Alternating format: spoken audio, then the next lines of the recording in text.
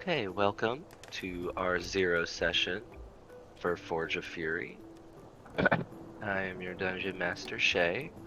Uh, I will be taking all your shenanigans and questions from this point forward.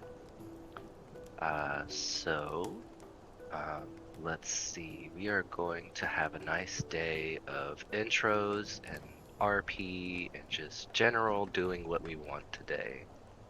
Um, so, let me read a little thing here, and then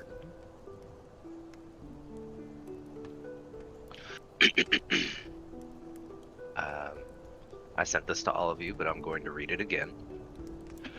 2 centuries ago, the great dwarf smith, Durgeddon the Black, and his clan were driven from their home by a horde of fierce orcs and trolls. They plundered the dwarves' ancestral halls and slew all they could catch. Fleeing his enemies, Durgeddon led the destitute remains of his clan in search of a new home. After years of wandering, the dwarves discovered a great cavern system beneath the Stone Tooth, a rugged forested hill crowned by a bare rocky crag. There, Durgeddon and his followers founded the stronghold of Kundrukar. About a century ago, a member of Durgeddon's clan was captured by a powerful orc tribe during the raid, and the orcs learned of their enemy's hidden stronghold. The orc chieftains raised a great army and marched on Kundrukar. In a hard-fought siege lasting months, the orcs tunneled around the dwarven defenses. When they finally stormed the place, they put all within to the sword, then carried off wagon loads of booty. In the years since the great battle, various creatures have occupied the stronghold and used the place as a base for their raids. At other times, the caverns have lain empty, except for the mindless and bloodthirsty monsters that haunt such places. Today, legends of Durgeddon's vengeance, or the Smith's War, and the extraordinary blades the dwarves forged in anger, still surface from time to time in the lands near the Stone Tooth. Baron Althon, a local noble, has hired your party to search for the legendary cache of weapons forged by Durgeddon the Smith. He has reached out to you all, one way or another, via hired by third party or, speaking with you personally. He has asked that you meet with him at the end of the day once the lanterns start lighting in the streets. He has given you the location of where to meet him, his office in the main quarter of the city, which I'll explain where the quarters of the city are and stuff later. And he has promised more information and to reward you for any information and your assistance. Now, who would like to go first? I volunteers tribute. So, we are in the mining town of Blassingdale. Blassingdale lies 30 miles south of the Stone Tooth. And it's, it's a fairly populated town, not like a huge city structure, but it has a fair amount of amenities. We are going to shift to the main quarter, or the Noble's Quarter, where things are a bit nicer. There are tall walls, more guards stationed everywhere, and it's just generally cleaner, smells nicer. And we're going to go to the Temple of the Gods. Here, this is a pantheon that has statues for every god worshipped in the realm. They don't discriminate against faith. There's even like an dark room for the less savory gods that people are kind of a little, wary of. And we shift our attention over to a young nun who is. Let me pull up your stuff. She's about 21 years of age. Her hair is strawberry blonde. She has cyan blue eyes, very pale skin. And she's a bit tall, 5'10", but, slim build. And she's a nun here at this church. She's, doing her daily duties, sweeping the foyer, welcoming patrons as they come in. And behind her, she hears a. I hear a what? Oh, he just clears his throat. Did you not hear me clear my throat? Oh. Hello. Can I help you? He says, "How many times have I told you to look when you're speaking to people, child?" It's a very familiar voice. Oh, it's you, Father. I'm sorry. As she turns around, there is a tall human male, holding a cane and a set of prayer beads in the other hand. He has rectangular glasses, and there are chains that have steel like emblems of his deity inscribed into the chains, and it's like like holding his glasses up. He's wearing full robes. This man is known as Father Fujimoto. He is the father of this entire pantheon. He's a very important member in the faith. And he says, "I was hoping to have a moment of your time, young one. This way." And he ushers you towards his office. Of course, Father.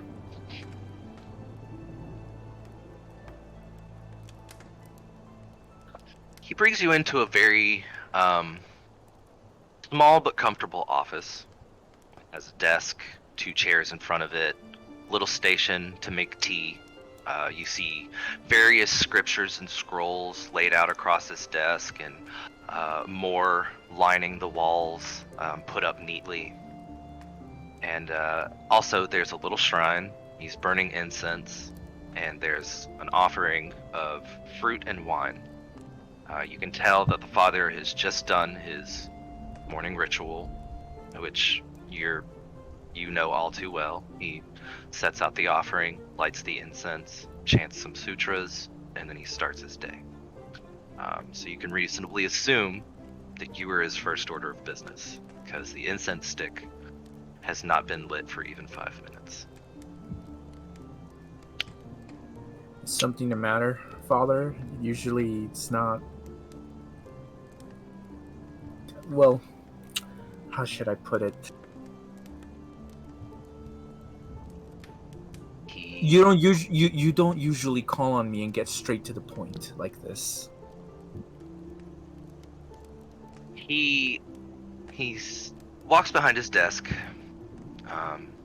very slowly, because he's using his cane for its intended purpose. He's not just a pimp. He hobbles behind his desk, and he says, "Shut the doors, dear girl, and have a seat." And he starts to make the two of you tea. Okay, I shut the doors, and as I go and join him and sit on the chair, I also apologize for my earlier rudeness, letting him know that my mind was wandering as I was sweeping. So Go ahead. Was not my intention to be rude like that, and even so, it would have even been worse if had it been a member of the community. It is not it's not good for a sister of the church to act like that.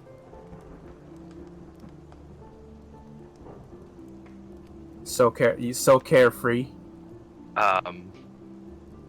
So, as soon as you shut the door and you take a seat from across from him, a smile creeps across his face, and he says, "Called you in, dear girl, to see how you're doing. You've been taking on a lot of work at night. I don't get to see you as much during the day. You know I worry about you." If I'm not active, Father, I just find that my mind starts wandering. I feel as though it's better to sink into a routine. I feel more comfortable not feeling much when I sink myself into my work, pour myself into my work. I start getting impatient if I'm not doing anything.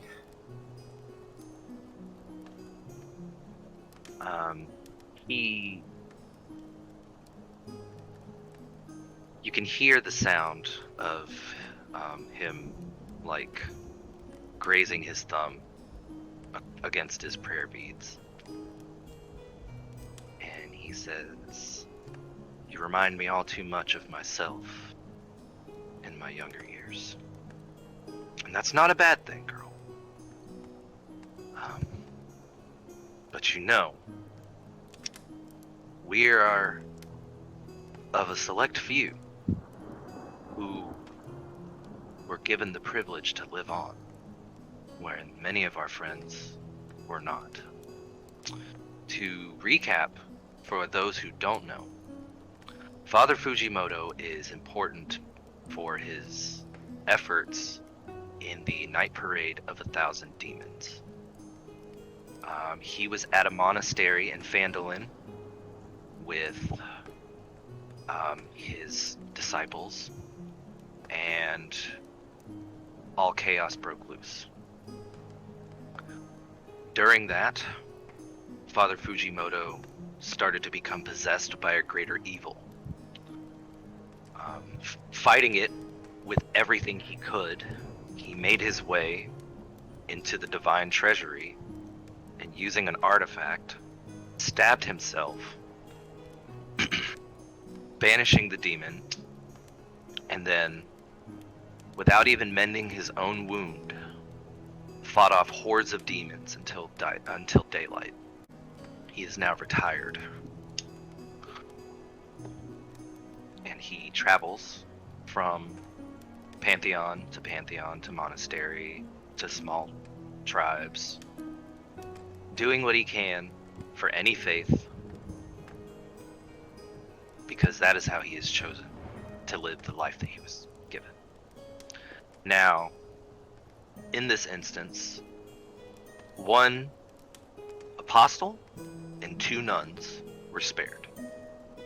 One of these nuns was only 17 when it happened. She's now 21 and sits across from Father Fujimoto. He shares tea with you. Thanks you for coming to speak with him. He tells you you're doing great work, and I'm very proud of you. But don't forget to come by and maybe say hi, stop by for a service sometime. You know how I worry about you."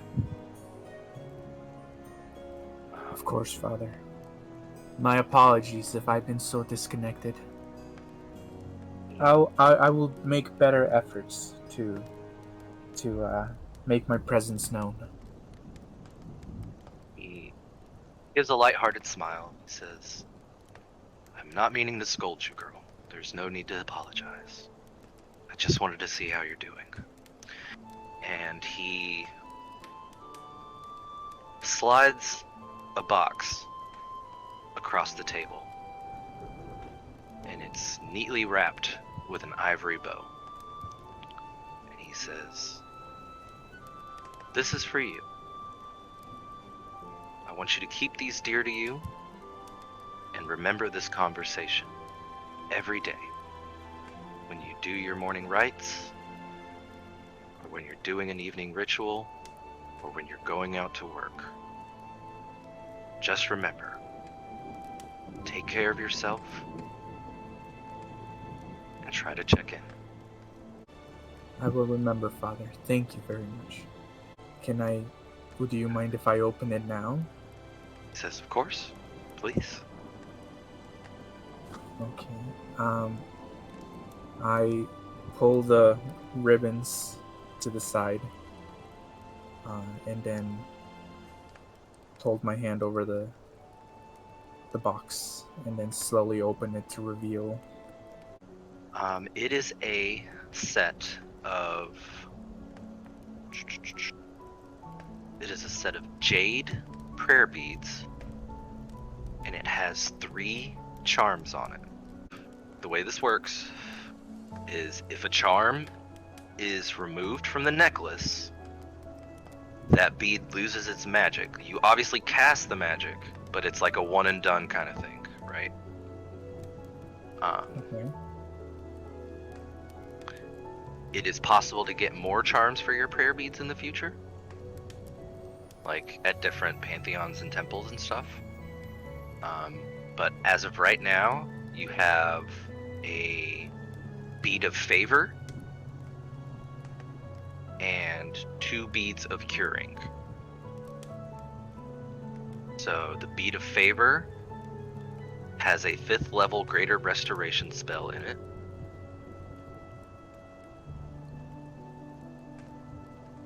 And the the charm of favor has a 5th level greater restoration. And the charm of curing has 2, like they each have a charge of cure wounds at 2nd level.